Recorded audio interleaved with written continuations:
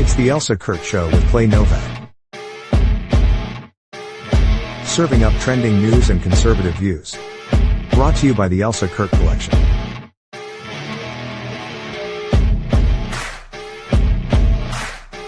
And Refuge Medical. And now, it's time for the show.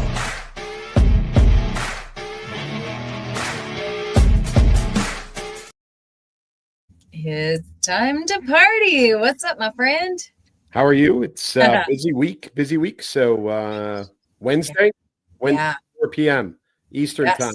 That's what time this is. And it matters because things change by the minute. We're going through more confirmations. President Trump is running the press corps ragged. He's making decisions on all over the place. So the time matters. How are you?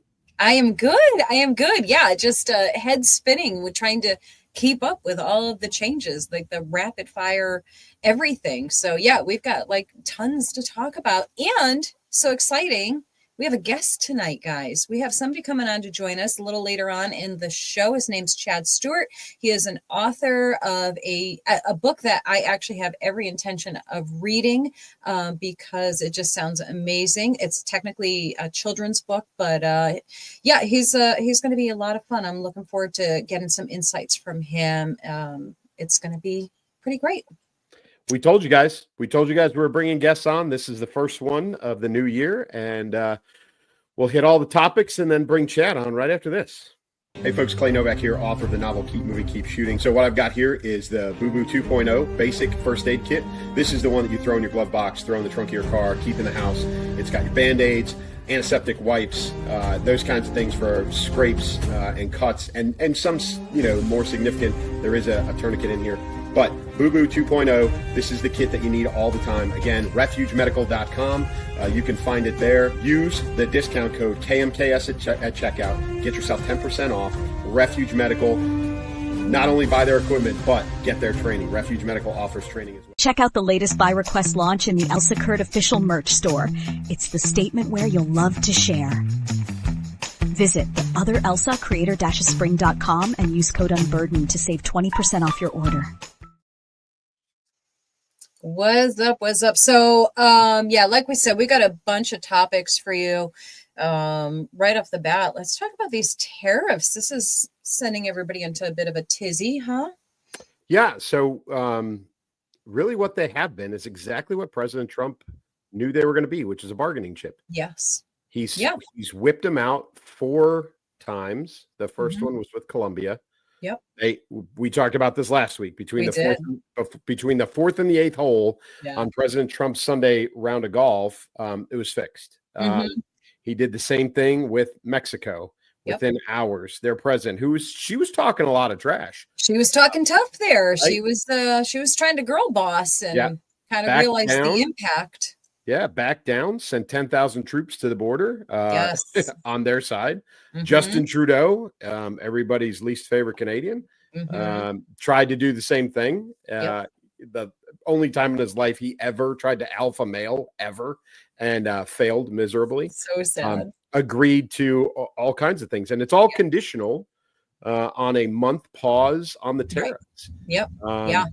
Yeah, and it's working. The only one that it hasn't worked on is China thus far, but that's a little bit of a different ball game based on who they are and their economic power. Still works, but it's working. Everybody. Yes, it's working just like we said it would, and you said it wouldn't. I wonder, who's right? Oh, we are. Listen, I'm not petty. I just sound like I am. That's all. But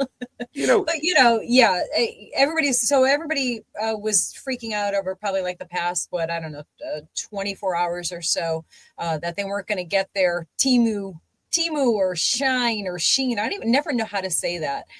Deliveries from China, but that is also reversed right now, right? Yeah, at the moment that's been reversed. USPS is back online. Yeah, delivering that stuff. But it's President Trump when it comes to economics and doing business deals. Listen, folks, he's the master. Yes. And everybody's like, oh, he bankrupt this and he blah blah blah blah blah blah blah blah. He knows what he's doing. Okay, and this has worked. It's proven multiple times already that it's worked. Mhm. So, just let him do his thing. Your Yep. cost of maple syrup's not going to go up. It's okay. Oh, by the way, before you open your mouth, do a little research on what the percentage of the tariffs are going out versus coming in.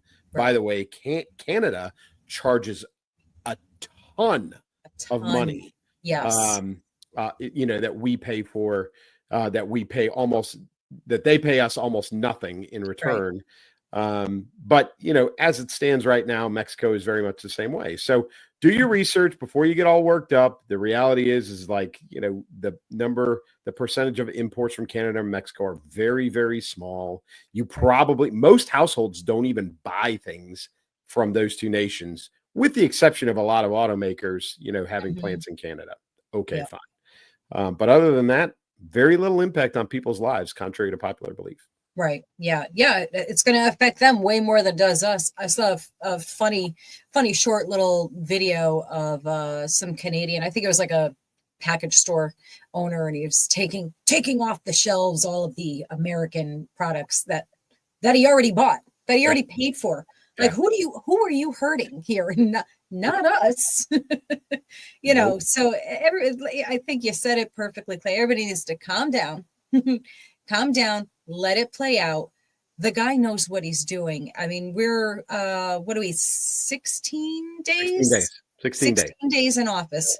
And there's, what I think we were saying before, we even said at the beginning, so much happening in such short order. Things that, he's promised that he was going to do. He said he was going to do, and he's doing them. And we talked about, and we may even mentioned it last week, that we thought, I remember specifically me thinking that it's not going to all get done in one term. It's like, there's no way, it's just too much, right? Like, it's impossible. There's just too many channels, right? Like, we all thought that as optimistic and hopeful and high expectations that we have. They were very tempered expectations based on what we've seen more or less our whole lives, right?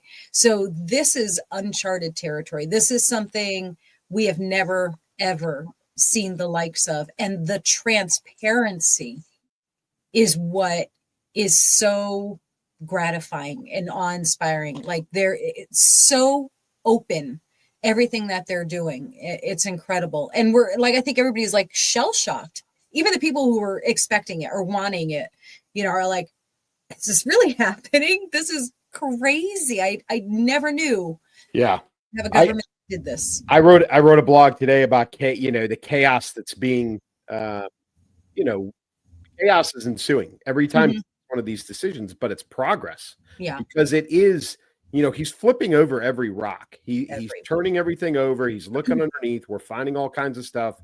People are worked up. I love how they're using that. Well, Elon wasn't elected. Yeah, well, neither was Dr. Jill. Neither is George Soros. Yeah, I was going to say, neither was this guy here, right? Yeah. Soros' Alex kid, Soros, right? Yeah. Neither. Oh, by the way, Kamala didn't win any primaries. They put her in.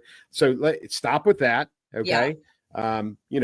The USAID discussion, which is the big one right now, right.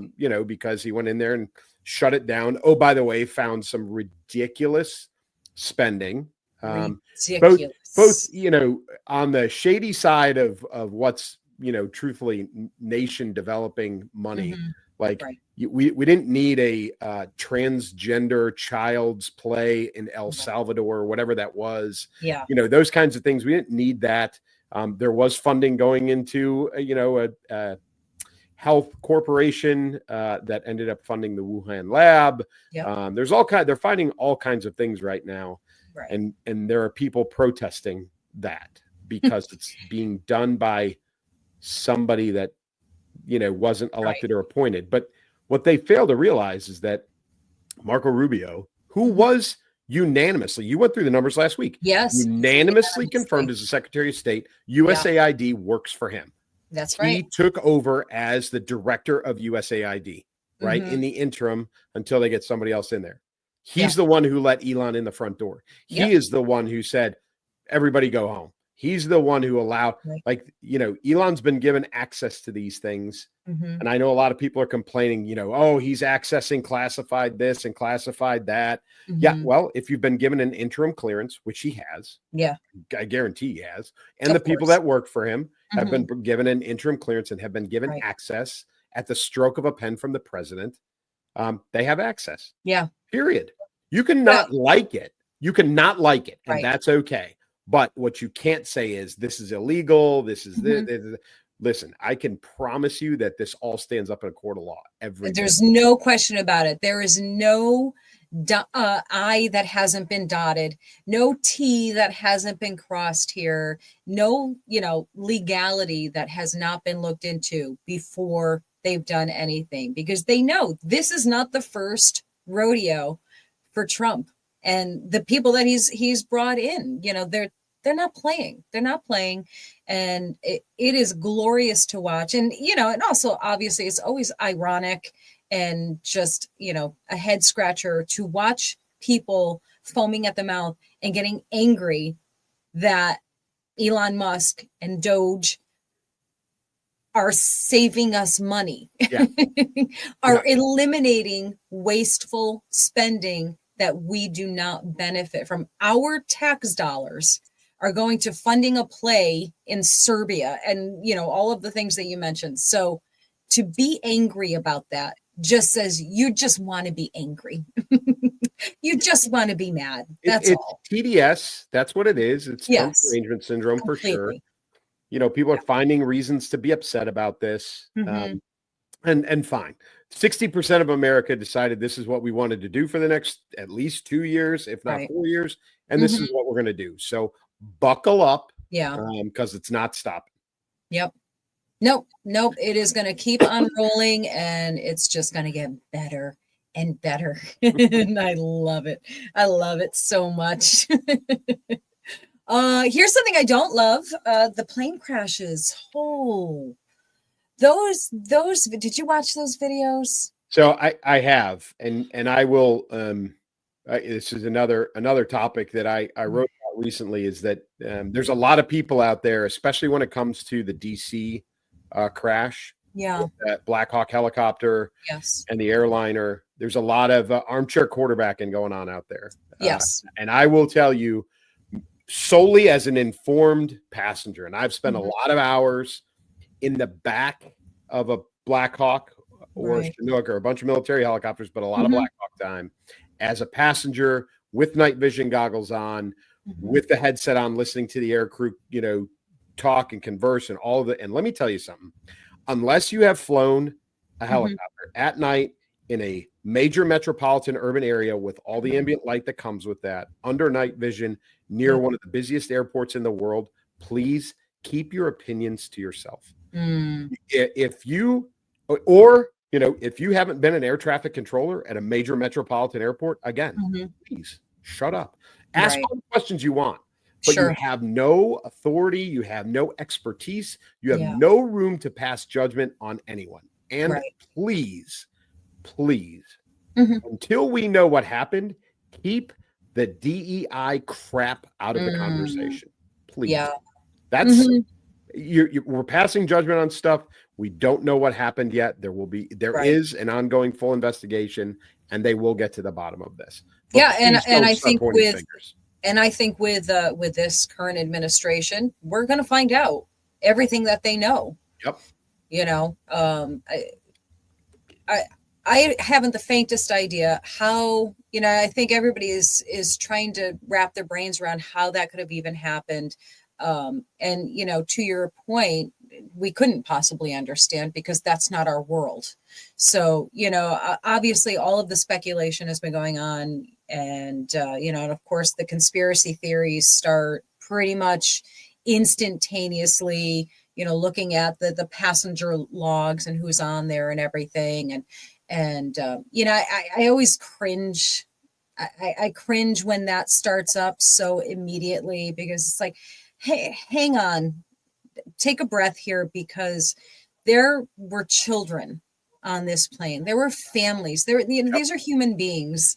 And now there's all of these families and including the Black Hawk family members who are trying to process this incredible loss right now. And people are throwing all of this doubt, especially on the pilots for the Black Hawk, I think, because they wouldn't disclose the female's name initially. And, so that right away, why won't they disclose it? Well, she just got a medal. She was just here. Conspiracy. And I'm not saying any of that stuff is impossible. Anything is possible. We just don't know right now.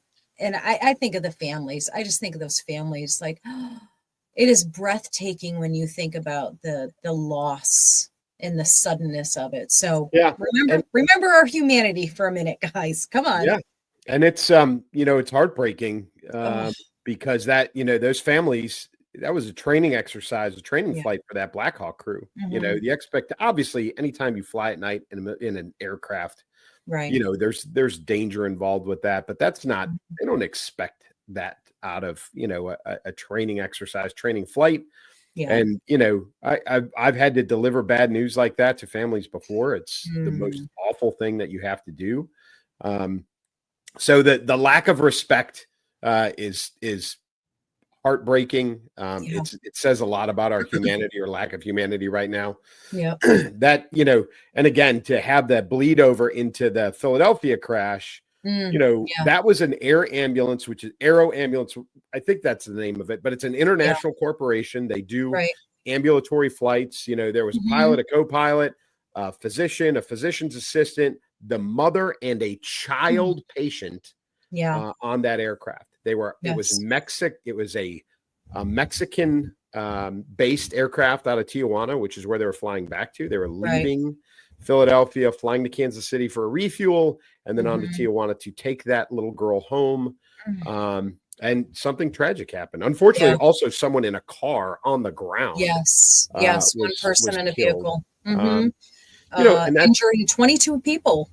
Yeah, a lot of injuries. That's a very crowded neighborhood in Philadelphia. It's on the North Philly. It was shopping mall area, very urban, location. But it's, because it fell on the heels of the DC crash, everybody started, lumping them together, and it's they brought the DEI crap into that too, and it's awful. Again, please, remember your humanity in all of this. There are people that die, the tragic loss, and in both of those instances, it's terrible. And neither one of us are saying not to investigate it. Ask the question. I mean, that's literally the point. Yep. Let the investigation happen. We are living in a transparent government right now, or I'll be reasonable and say what appears to be more right. Let's give it a chance. Give it a chance to play out. Give them a chance to do the investigation and all of those things. But I agree with you.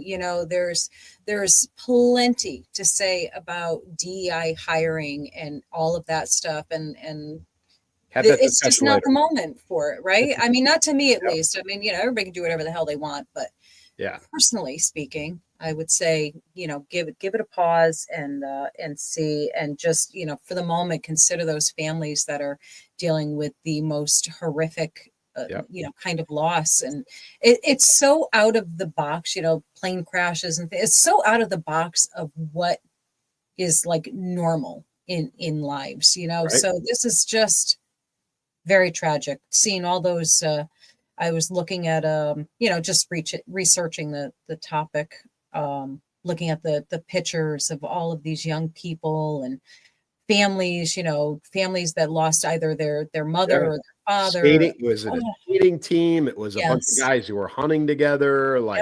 There's a whole bunch of groups and people together on that, relatively small airplane. Right. What was it? 64 people on board that one? Is that right? I think passengers and crew, and then the 3 on the Black Hawk.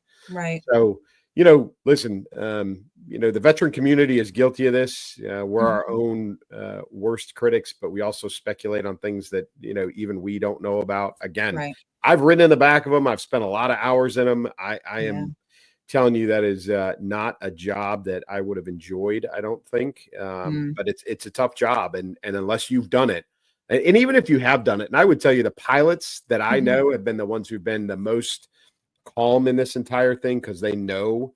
But, unless you're one of those people who've done that, literally been there, done that, please do not speak with authority on any of this stuff. Right. Yeah, absolutely. And you see it, I mean, again, one of the dark sides of social media, and everybody is an instant expert. Yeah, right. Absolutely. Yeah. Well, I saw a meme, so that means I Yeah. know. Yeah. I flew a flight simulator once and I know. Yeah. Yeah. Please, I play please don't. Call of Duty. Yeah. Come on. All of Which, by those the way, things. I've never in my entire life played that. I hear it's highly addictive to play, but that's why I'll stay away from it. But yeah, so obviously, we'll keep watching. Everybody is watching, and just wanting to understand. I think there's a natural inclination, of course, to want answers, to understand how something horrific like that can happen. And certainly, to state the obvious, obviously hope that there was nothing nefarious, nothing, untowards going on. It most likely, tell me if you think the same or not, most likely it was simply a tragic accident or two very tragic accidents, Occam's razor. It's the most likely, it is the most likely, explanation for the incident. It was just a horrible accident. That is most likely what happened. So that's kind of where my head goes, but we'll wait for the investigation and see what happens. Yeah. In the meantime, we got military aircraft flying all over the world right now.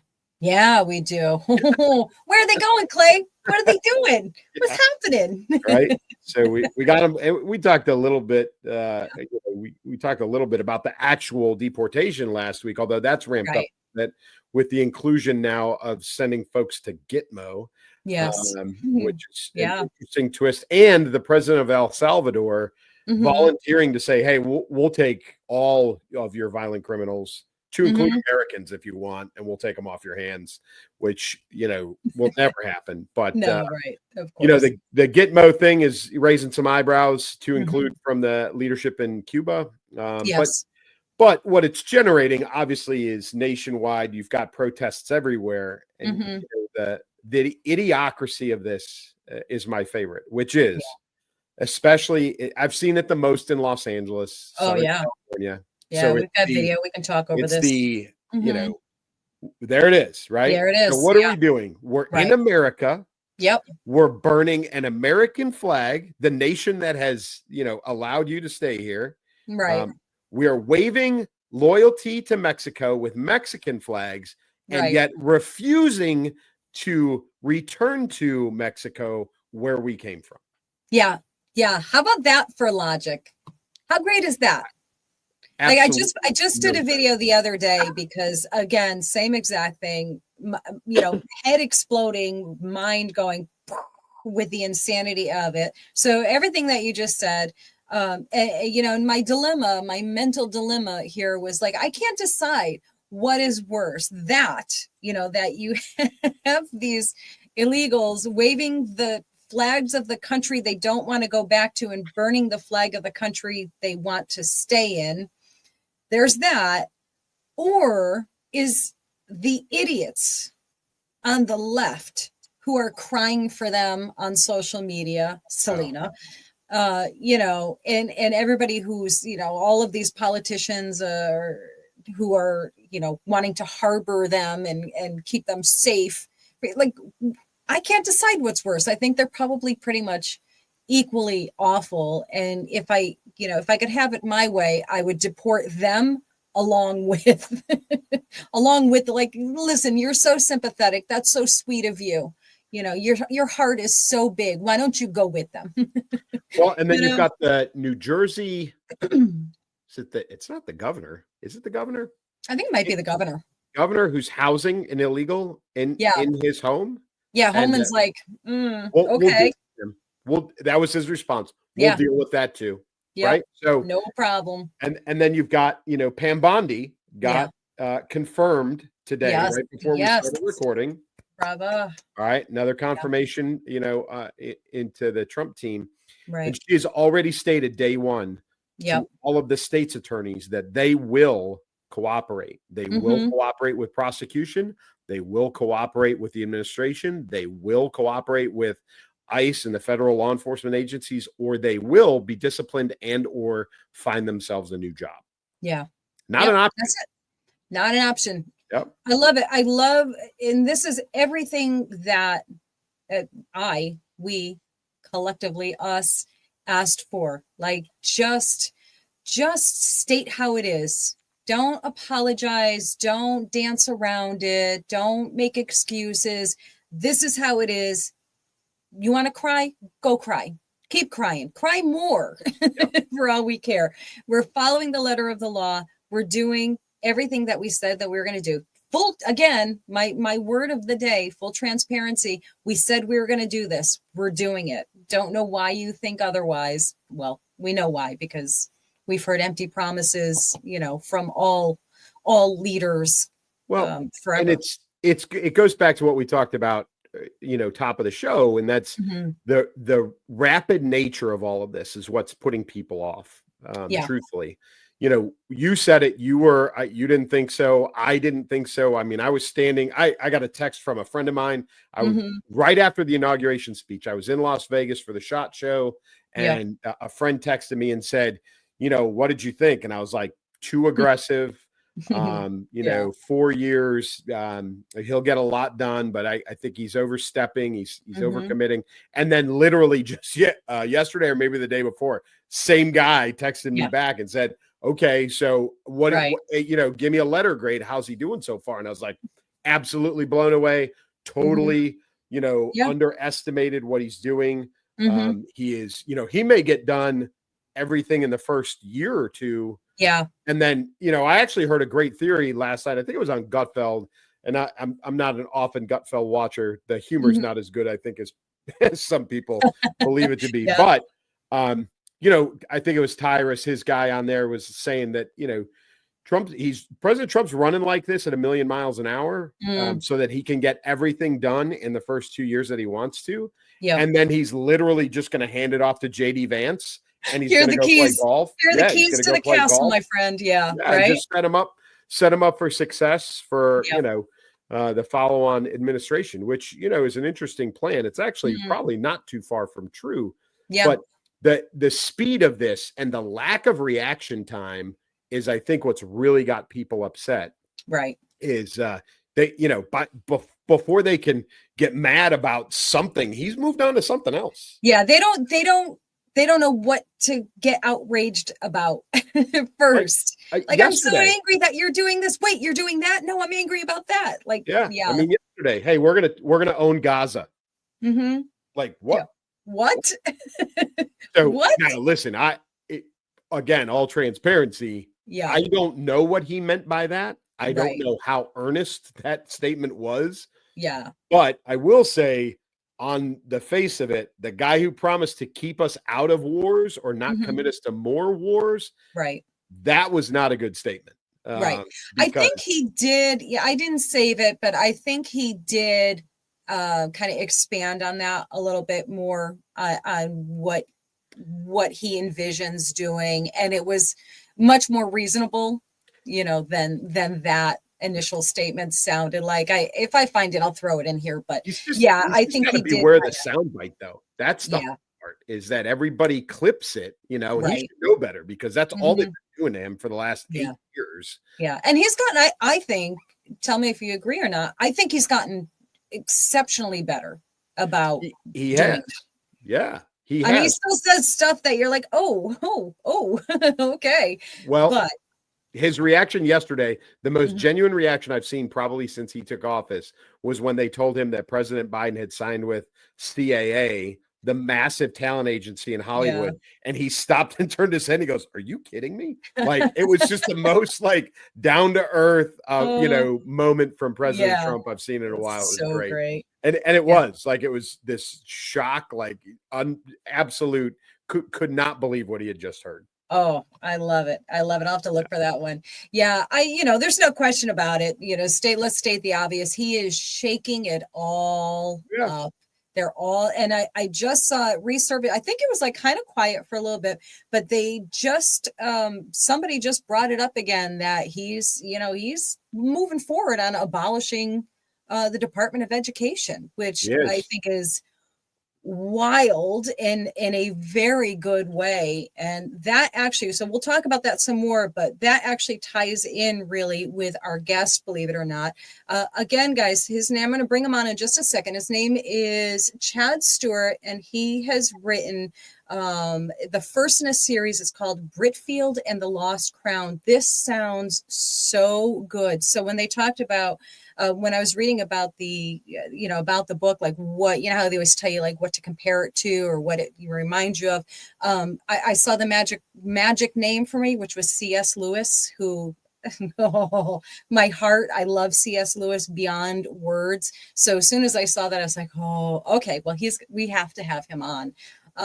But yeah, it sounds like an amazing book. I want him to tell us a little bit about it, and we're going to bring him on right now. And here is Chad Stewart. Hi, so nice to meet you. Nice to meet you. Thank you.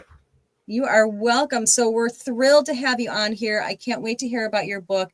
And I don't know if you heard it, but we were talking about abolishing the Department of Education. And I know you have a very big education lean here, so I know you have some great insights on that. So Clay, you have some questions for Chad. So 3 authors sitting here actually. Elsa's an author, I'm an author. We all are very different genres. So I write adult action fiction. Fun. Elsa writes Hallmark movie novels. But and obviously yours is a it's labeled as as kids' books. But every author has his or her own process and motivation. When I wrote Keep Moving, Keep Shooting, it was my transition, retirement from the Army into the civilian world, and it was a way to keep my brain engaged. So what was your impetus or your motivation to write? Yeah, great question. And yeah, it's not necessarily kids book series. It's very similar to the Harry Potter series, but the complete opposite of Harry Potter, if that makes sense. Meaning, where Harry Potter was designed to introduce black magic, witchcraft to the hearts and minds of children, Britfield is the complete opposite of that. It's anchored in current time. We don't use any heightened fantasy, demigods, superheroes, none of it. They're very, very authentic books, and the main characters that start in book 1 at 12. By the end of the series, book 7 will be 18. And real quick, our youngest reader is 7, our oldest reader is 93, and 55% of our global audience are adults. So it really is a fast-paced, high-octane. What the quote you were mentioning was, it was great. It was I think it was from the Epic Times, and it said it's a combination of C.S. Lewis and Dan Brown. I thought that's pretty cool. I love that. And we've been compared to like a lot of others, and which is cool. And there was a wonderful comment we got from a older woman in Canada, and she goes, I love the Britfield series. She goes, it reminds me a lot of James Bond, but with a bigger cast and a greater purpose. And I thought, wow, she nailed it. But yeah, it's funny. I'm originally from Newport Beach, California. You might be familiar with the area. And I was back east, Wellesley, Massachusetts, for 16 years, where I did my undergraduate in British literature and European history. And it was about 12 years ago when I had the idea for Britfield and Lost Crown. I was actually into investment banking, had worked for 3 Fortune 100 companies. And it really obviously was just not a good fit for me. I don't think it's a good fit for most people. And I was dying to do something creative, get back into the game and really the creativity. And we're all born creative, whether people feel it or not, but we sort of get diverted away from really our talents and our creativity. And so I sat down and spent 4 years, 2,500 hours writing Britfield and Lost Crown book 1. And when I started it, I really just did start it to do something fun. I didn't see it as this massive series. I didn't see it as a 12-year undertaking. This is the next 25 years of my life, if you will. And it'll be 7 books. It'll be 7 major motion pictures. Here's a finished, you'll appreciate this, a finished movie script, 7th draft. And that took about over 18 months, about $350,000, $400,000, which is kind of typical for that range. I mean, high level expertise in writing it. We're in pre-production of the first movie. Hopefully we'll be filming in spring of next year in England for the first of 7 major motion pictures. So it's this fast-paced adventure series. Book 1 is in England. Book 2 then moves to France, and the main characters of Tom and Sarah are 13 years old now, and then that's 474 pages. Book 3 is Italy. The main characters are 14 years old. That's 575 pages. And we just launched, as you can see behind me, Britfield in the Eastern Empire. Starts in Vienna, ends in Moscow, Russia. We include 11 countries. It's 437 pages. And the main characters are 15 years old now. But we have this whole diverse cast of Detective Gowerstone, who's in his 40s, Inspector Fontaine, who used to work for Interpol, who we were introduced into book 2 until she finds out how corrupt Interpol is. And now is helping out this whole sort of Britfield series and stuff. We have Oliver, who Tom and Sarah, the main characters, meet in Oxford University in book 1, who's a sophomore. He kind of gets, and again, too, it's fun. And you guys can appreciate this when you're writing or you're writing series. You don't really know you're introducing certain characters because you want them to, because you need them to be there, or they're sort of moving the story along. But you really like them, and I'm like, so I bring back Oliver, and he's in all the series now. And so you have that sort of 20-something, and then Kate, this computer tech, who's kind of a podcaster, blogger, and she's getting the word out on the truth. And so it's very, very succinct to today's exactly what's happening right now. And I remember when book 2 came out, a lot of people were saying, what are you prophetic? And that was 5 years ago. And so I do bring in a lot of the things that you're talking about, and I pull the curtain. We talk about quantum computers, D-Wave computers, social credit scoring, the dangers of AI, manipulation of the stock market, and just so on, and nonprofit organizations that funnel and launder billions of dollars. All this stuff are in the series, lightly threaded throughout the background. And I'll stop there. I love that. So my book nerd brain, it wants to ask you so many, book nerd, book author nerd questions. Sure. I'm not going to do that because I really want to stay focused on this, but just know that I'm dying to ask all of those questions that we authors love talking about. One thing that I especially love about this, I call it, I'm making up another word. I like to do that too. Educatement. It's like, you're right. It's like you're educating and entertaining at the same time. And I think that is so powerful. And another thing that I especially love, I'm a Christian, so I love that this does not have the magic element in it, that it's very real and just these very authentic, relatable, it sounds like, characters that are driving these stories. So I think that's just another fabulous thing. I'm so excited to see where all of this goes for you. It's amazing. Real quick, now, we call it stealth education because as children are reading it, or as adults are reading it, they're learning about geography, art, architecture, culture, and history. It's based on family, friendship, loyalty, courage, and hope. And we incorporate the 4 C's in every book: creativity, critical thinking, communication, and collaboration. Tell me another series that does that. So, but it's funny with the words. I'm writing, and then I'll write a word, and then I'll look it up, and I'm like, that's not a word, really? Like, feels like a word, right? That's got to be a word. Yeah, like I like that word now. That's funny. Yeah, absolutely. So you've got a lot of things going on with this book. You mentioned a whole bunch of it. So we're going to be able to actually see, are they going to be movies? Are they going to live action movies? Yeah. It's just, it's interesting. I mean, it's hard to compare it because there's so very little like it. Even in the history of cinema, I've been involved in that industry for a long time, and just as a researcher behind and on the theater, behind the scenes, all of it. And it's so it's kind of like you got a little bit of that Raiders of the Lost Ark, but it's current time. It's a little bit like National Treasure, but it's bigger than that.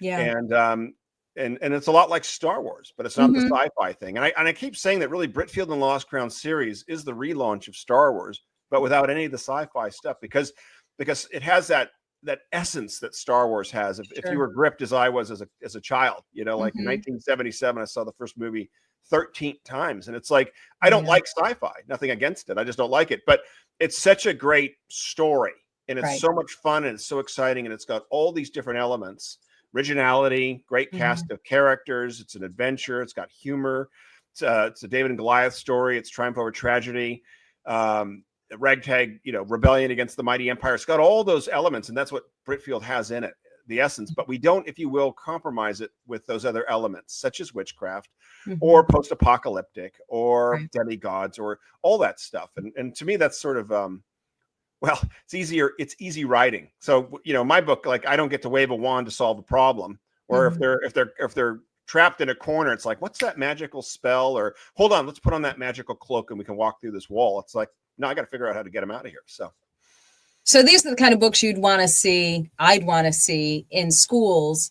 Although I guess for me, that wouldn't matter so much. My grandchildren, I've got grown children. My grandchildren are going to be homeschooled. That's the plan that they've decided on, which I am ecstatic about after witnessing over the past, at least minimum 4 years of what the education system has turned into.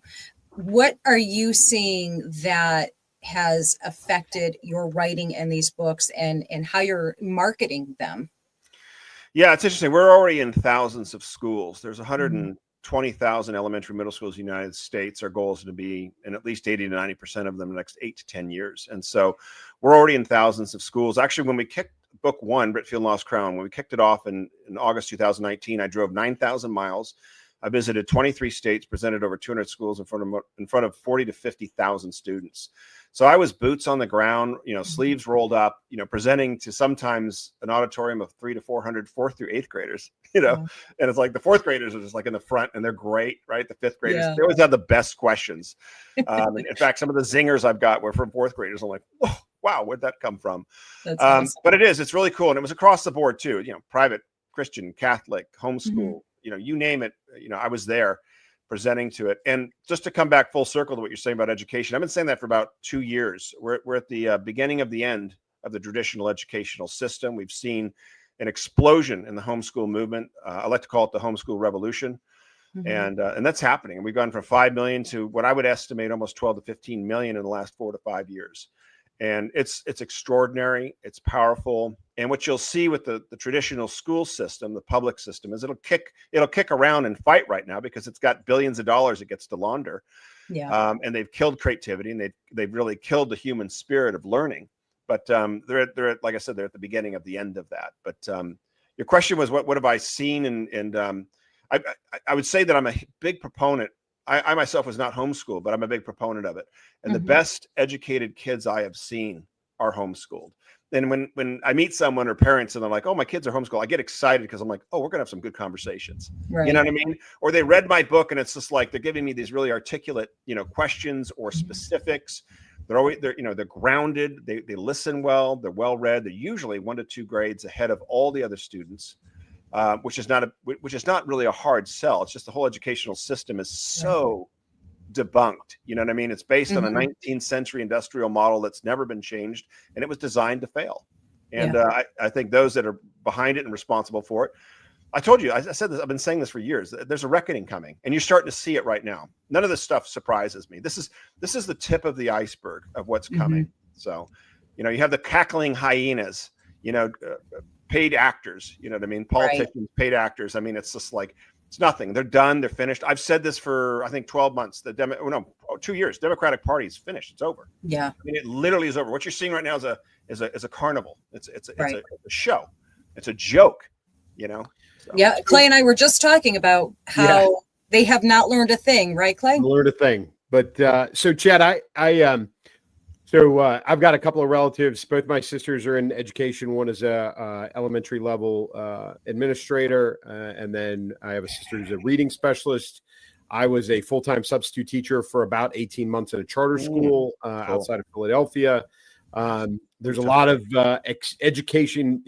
Elsa and I are both parents. Mine are a little younger than hers, but my youngest is in college now. So I've been through all the recent maturations of and a lot of personal touches in current education. There's a lot of things that you said that I agree with. However, that the current educational model to go to something different is going to take a cultural shift. Sure. In the sense of, it's nice that homeschooling produces a great product. And I understand that there's I have a friend who's a principal of in Pennsylvania of a homeschool system that allows and provides curriculum for parents to homeschool their kids and those kinds of things. But, for a collapse of the current, educational model, I don't think is realistic. However, with President Trump, I did real quick. I mean, I said it's the beginning of the end, and I said it'll kick around for years, but it's the beginning of the end. It'll take time. It's very well entrenched. But this is the thing too, and I didn't mean to cut you off, but I remember hearing a comment from like a retired general or something. They're talking about the military, and it's just like, oh my gosh, like what's happened and the destruction and all the seeds that have been planted. And he's like, that stuff can be turned around in 2 to 3 weeks. It comes straight from the top. It's a new thing. And I think that's very true. And the education system is a little bit different, but I mean, things can change real quick. You're looking at a population too in the United States that I would estimate at anywhere from 85% plus that are number one, that voted for Trump.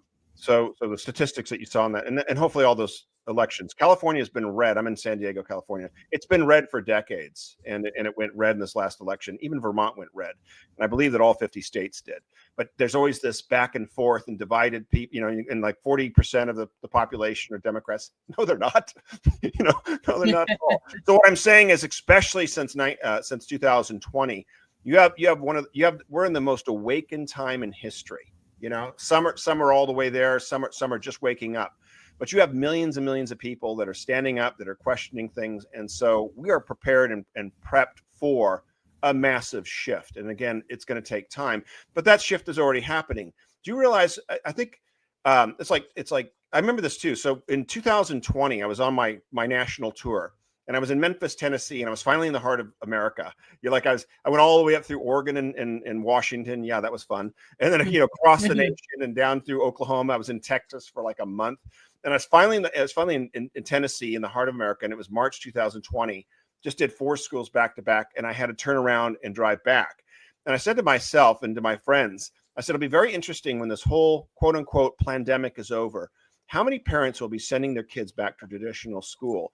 And I was saying, what is it, like, 5%, 10%? I was seeing estimates of anywhere from 20 to 30% that were coming out 12 to 18 months later. Do you know what a radical shift just that is? You know what happens when you lose, 10% of the kids at a school, or 15%. So I'm saying all of this to say in the last 4 years, this massive shift is already taking place. We have over 1,000 charter schools, just in California. And in fact, some of the largest ones are interested in the Britfield series and teaching it in the classrooms. But I'm just saying lots of things are happening. So yeah, I mean, like next year we'll or 2 years from now, but it's already happening. And parents are yanking, not pulling, but yanking their kids out of these institutions and finding ways. And homeschooling too it's a hybrid model. It's like you can drop your kids off at a homeschool school or a cross collaboration of a charter school. It's not like the lone parent that has to stay home teaching their one kid, reading and mathematics. That's not it at all. I don't know, maybe 20 years ago. So, but I'll stop there. Yeah, my point was with the moves that President Trump is making with school choice, right, as being a huge part of it, and then this discussion about, dissolving the Department of Education. Where do you see the impact of that in its immediacy? Like in the days immediately following the dissolving the Department of Education, what's the immediate impact? Yeah, and that's a good question. And it's kind of an intense question. I kind of see what's going to happen is it'll be the way that it should be, in the sense that it's no longer a government mandate, but it's a state by state mandate. And it'll come from there, and it'll start to divide and shift. And some of the public systems will still sort of tug along with their, if you will, corruption and agendas, but they won't stick anymore, and the money won't be there to fund it anymore. And now with Trump in office, I just think you're going to see it's already happening, this sort of aggressiveness for all of us too as a nation. I mean, it's really been by God's grace that most of these people are still walking the streets, because it was, in my opinion, it was God's grace that was holding people like myself and millions of others back from these hyenas and these parasites that have been hindering our children, to say the very least, if that makes sense. And so it's not going to go very well for them over the next 6 to 12 months to 18 months. The stuff that they've been doing, teaching, pushing, their days are numbered. I'm saying this, their days are numbered. Oh, so absolutely. they're not going to be hiding behind any group or organization. You'll be physically yanked out of there. Trust me. And that's coming. That is coming. So that's my opinion. Yeah, I love it. I'm so thrilled to witness this shift, and it's such a relief again with the grandkids and watching them grow up and seeing them, now coming into a more reasonable world here where Yes. the balance has been restored, right? Where common sense has come back and There's boys and there's girls. right, exactly. Okay, Boys, so girls. let's stop this nonsense, this satanic nonsense. Dear goodness, yeah. Yeah, absolutely. Chad, it has been such a joy to have you on, and I'm so excited to read these books. And even if, and I just want you to know, even if you said they're really only geared towards, I'd still read them. So whatever. Oh yeah, no.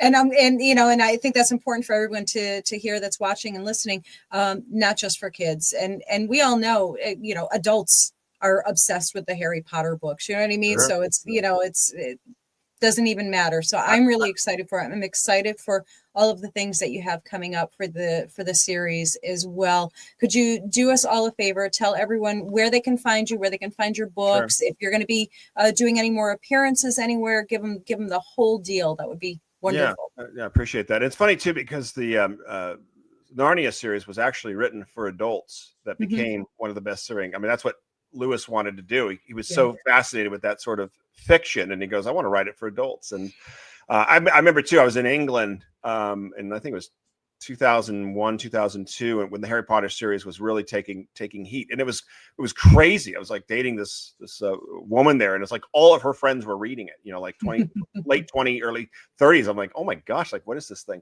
But yeah, you can check out our website, Britfield.com, Britfield. It's an award-winning website. It's very dynamic. It's great. It really complements, especially book one. It's got over 400 pictures of England, interactive maps. We've got an 83-page study guide based on academic standards.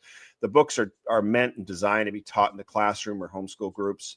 And if you do order through the Britfield website, I'm still signing books, and that's not going to happen much longer because I'm just getting very, very busy and transitioning and shifting. I mean, we actually launched the series in Britain, of all things, in June of last year through a major distributor, which is exciting. I'll be there for the London Book Fair doing a 3-week tour throughout England. We've got an 18-month global tour that we're kicking off in March to not only promote the series, all 4 books, but the movie.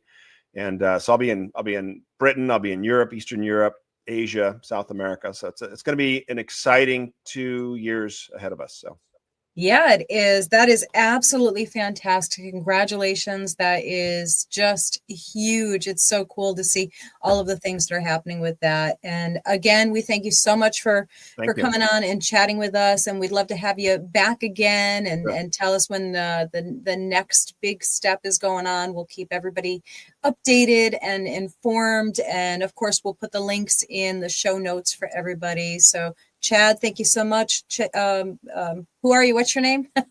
Clay. If you how soon I forget what the heck is going on. Yeah, I've been replaced already. It's all of a sudden you just like go, blink, you're off. Like, thanks for coming, Chad. We appreciate it. And again, it's always great to talk to another author and get a perspective on things. And congratulations on all your success now and continued success in the future. Thank you. Appreciate it. Thanks for being on the show.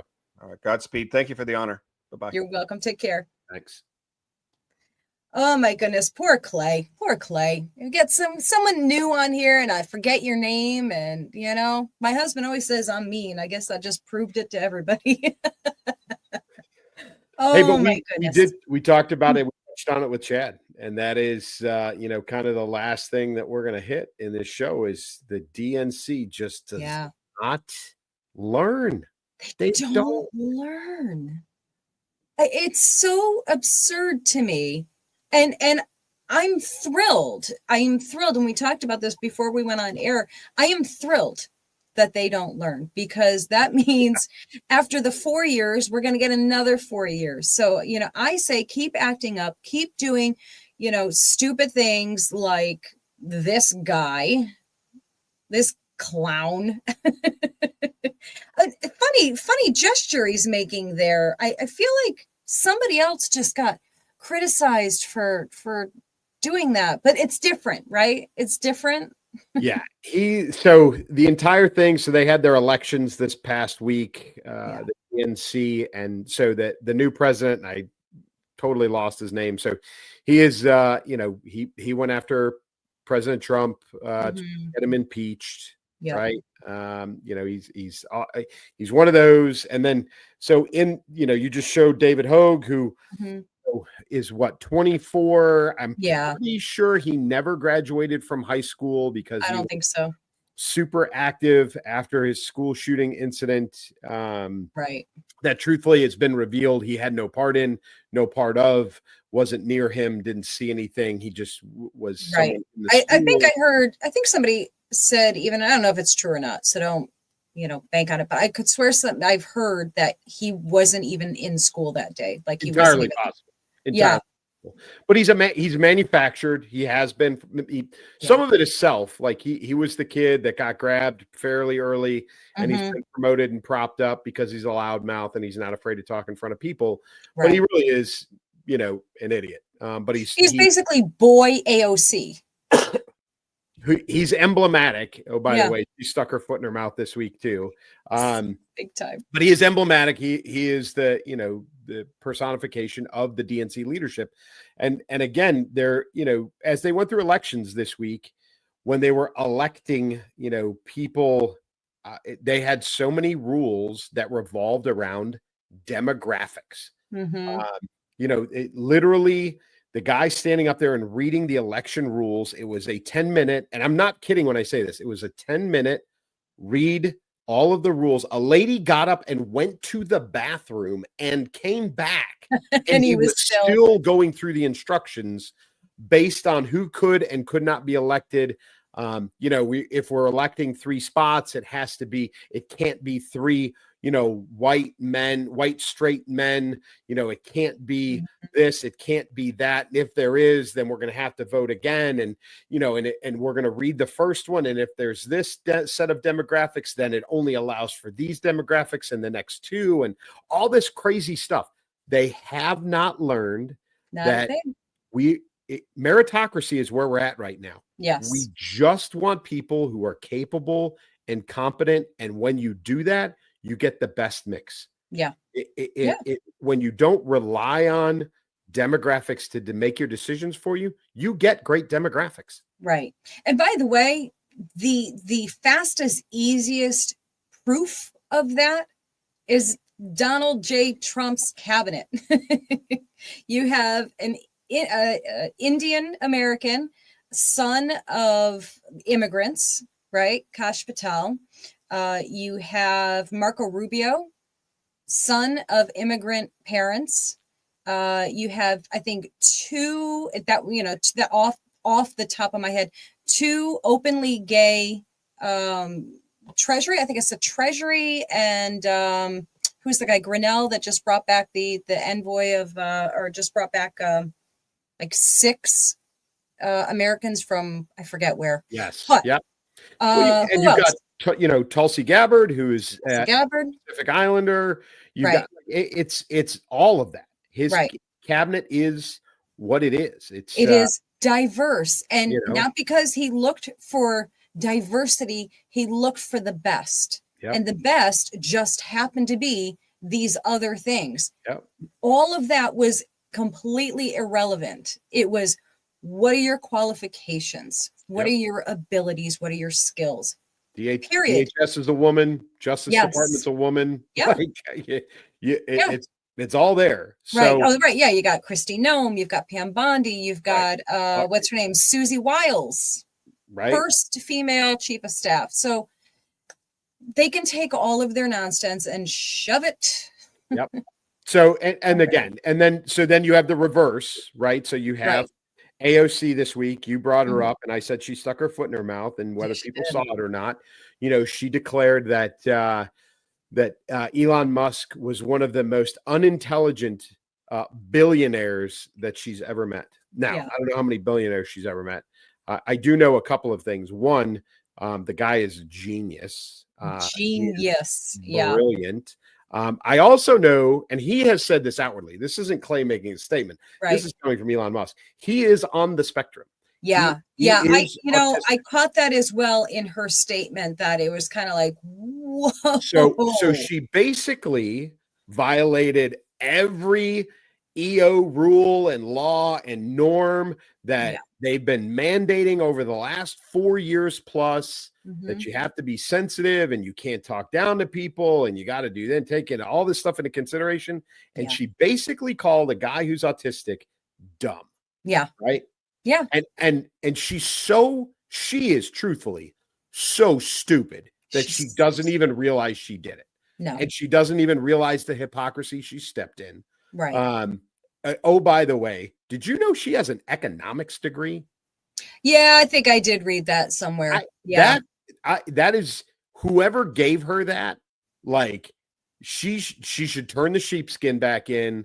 They Yeah. should refund her money. They Mhm. should, I think she went to Northeastern. I would be so embarrassed if I was Mhm. that university that she has an economics degree, because she's Ugh. so unbelievably uninformed about everything relating to economics. It's unbelievable.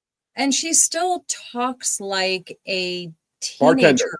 She Yeah, talks like a bartender. Yeah, you're right. 22-year-old bartender. Yeah, yeah. She still talks in that 22-year-old vernacular where every other word is like, and even in that statement, it was like, he's like, and he's like so dumb. Like, replay this for yourself later, kid, because it's not good. It's embarrassing. Terrible. Yeah. But again, I will say it one more time. Keep it up, guys.